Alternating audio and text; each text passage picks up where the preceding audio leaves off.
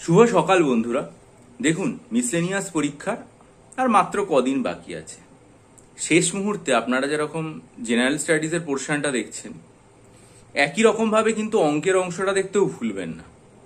বরং এটা এমন একটা জায়গা যেটাতে আপনি অল্প পড়ে অনেক বেশি স্কোর করতে পারেন।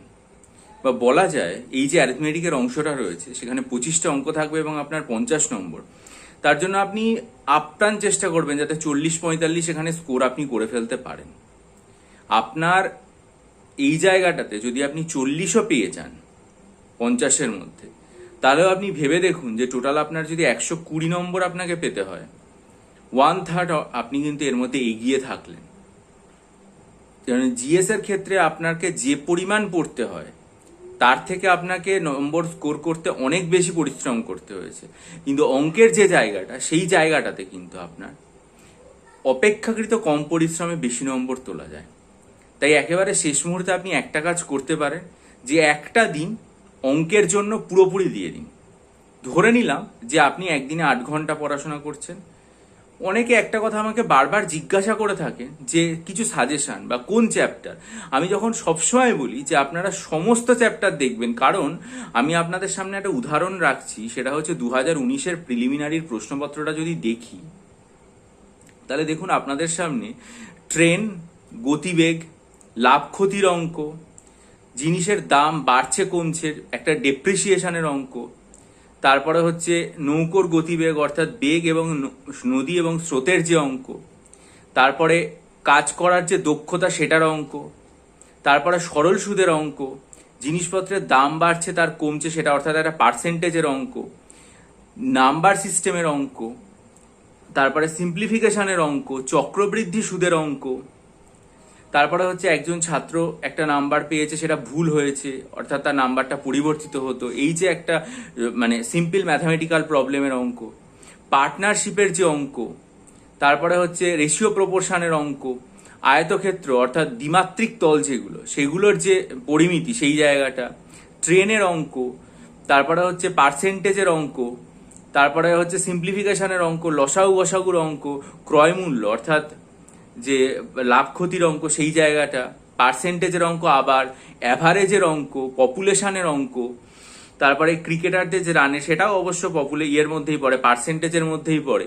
তারপরে হচ্ছে আপনার এখানে এজের অঙ্ক। তারপর দেখুন আপনার এখানে রেশিও প্রপোর্শন, অর্থাৎ আপনাকে কিন্তু যে চ্যাপ্টারগুলো ratio proportion, profit loss, simple interest, compound interest, তারপর নদীর স্রোতের অঙ্ক, এই রকম যেসব চ্যাপ্টারগুলো আছে সেই চ্যাপ্টারগুলো আপনাকে সবই মোটামুটি করে যেতে হবে। আমি আপনাকে বলবো যে আপনি কিছু বাদ দেবেন না। মোটামুটি যদি আপনি হিসাব করেন দেখবেন কম বেশি আপনি একটা সিম্পল অ্যালজেব্রা, সিম্পল পরিমিতি সব মিলিয়ে যদি দেখেন, তাহলে আপনি মোটামুটি একটা জিনিস মাথায় রাখবেন যে 20 থেকে 25টা চ্যাপ্টার আপনার হবে।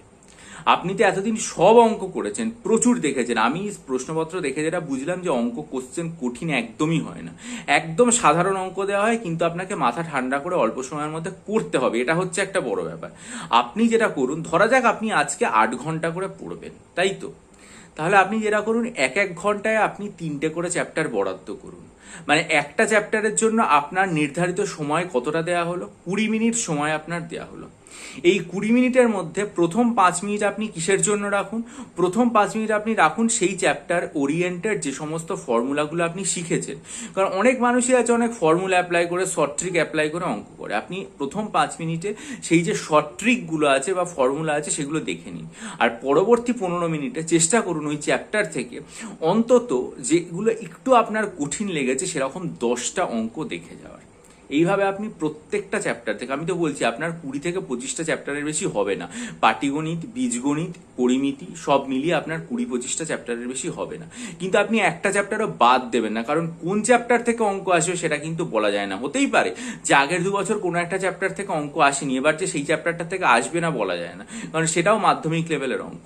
সুতরাং আপনি যেটা করুন, যে 8 ঘন্টা যদি সারাদিনে পড়েন, তাহলে এক একটা মানে 1 ঘন্টায় আপনি 3টে করে চ্যাপ্টার দেখুন, 20 মিনিট করে সময় সময় বরাদ্দ করুন এক একটা চ্যাপ্টারের পেছনে, তার মধ্যে 5 মিনিট আপনি সেই চ্যাপ্টারের যে ফর্মুলা বা সেখানকার যে শর্ট ট্রিক, সেখানকার কিছু নিয়ম দেখে নিন।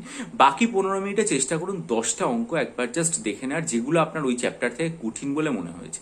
নতুন করে অঙ্ক আমি আপনাকে আর করতে বলবো না, ঠিক আছে, কিন্তু এটাই সাজেস্ট করব, এক, কোনো চ্যাপ্টার বাদ দেবেন না। 2, চ্যাপ্টারে যেগুলো আপনার কঠিন অঙ্ক বলে মনে হয়েছে সেগুলোই দেখবেন, সহজ অঙ্ক দেখার দরকার নেই। 3, আপনি যে প্রতিটা চ্যাপ্টারে যে বেসিক ফর্মুলা বা বেসিক শর্ট ট্রিক সেগুলো দেখে যাবেন। 4, আপনার মনের মধ্যে এই কনফিডেন্সটা রাখবেন যে যে অঙ্কই আসুক না কেন আমি কিন্তু পরীক্ষাতে আর কি মানে নামিয়ে আসতে পারবো, কারণ অঙ্ক পরীক্ষাতে কিছুই আর কি মানে কঠিন আসবে না। আর 5, সাজেস্টিভ পড়ে যাবেন না, কোনো কিছু বাদ না দিয়ে সবটা পড়বেন পুরো চ্যাপ্টার। এইটা যদি আপনি করে যেতে পারেন, একটা দিন সময় দিন, আপনার হাতে আর 3টে দিন আছে, বৃহস্পতি শুক্র শনি, একদিন টাইম দিন অঙ্ককে, সে দেখবেন সেটাই আপনাকে 40-45 নম্বর মতো এগিয়ে নিয়ে যাবে। আর শেষ মুহূর্তে যদি মনে করেন নিজেকে দেখার জন্য মক টেস্ট দেবেন, তাহলে আমি 24টা মিসলেনিয়াসের মক টেস্ট তৈরি করেছি, সেটা নিতে পারেন 28 আগস্টের ভিডিও দেখে। ক্লার্কশিপের 13টা মক টেস্ট তৈরি করেছি, WBCS এর পুরো 200 নম্বরের 24টা মক টেস্ট আছে, সেগুলোও নিতে পারেন 28 তারিখের ভিডিও খুব ভালো করে দেখে। আর আর্ট এবং কালচারের 300 পাতা স্টাডি মেটেরিয়াল, তো 150 পাতা স্টাডি মেটেরিয়াল যদি কেউ মনে করেন শেষ মুহূর্তে দেখবেন, নিতে পারেন 1 সেপ্টেম্বরের ভিডিও দেখে। ডেসক্রিপশন বক্সে আমার ইমেল আইডি দেওয়া হলো।